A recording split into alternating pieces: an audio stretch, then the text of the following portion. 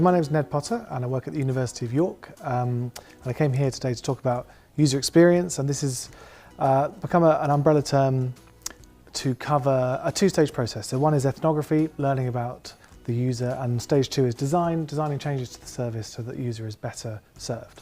And this is becoming increasingly important.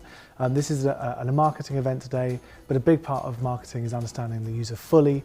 And these new ethnographic, well, they're not new techniques, but they're new for our cultural sector, have been absolutely amazing in terms of getting a proper insight into how users operate, what they think, what they want, and what they need. Traditionally, organisations have been able to go two ways. They can be product orientated or market orientated, right? That's my one allowance of marketing jargon in my speaking, okay? So product orientated might be for libraries, might be the book, it might be knowledge, might be information. You do your thing and the people who need it come and get it, and that's fine.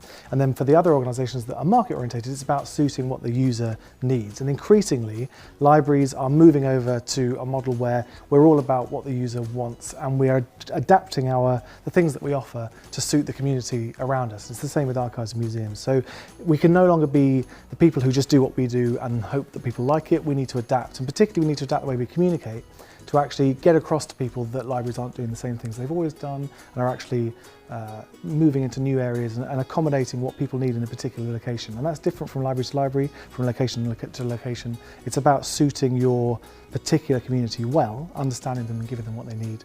And so the whole business around user experience is that it allows you to get that insight into what the user needs and to be focused and into providing services that suit them. It's a rewarding thing for both the users and the people who are actually doing the ethnographic research. It's really interesting actually. Like, you come away from it kind of buzzing because it's really fascinating to get that proper insight into what the user wants and what they need. But also the users come away from it really happy because they've been listened to in proper depth, and there's no superficiality here. They really get heard, and they tend to understand the institution better as a result of the interaction that they have with you as part of the ethnographic fieldwork. So it does actually make everybody feel better and kind of energized, and you feel like you're not just doing the same old thing, you're doing something a bit more interesting.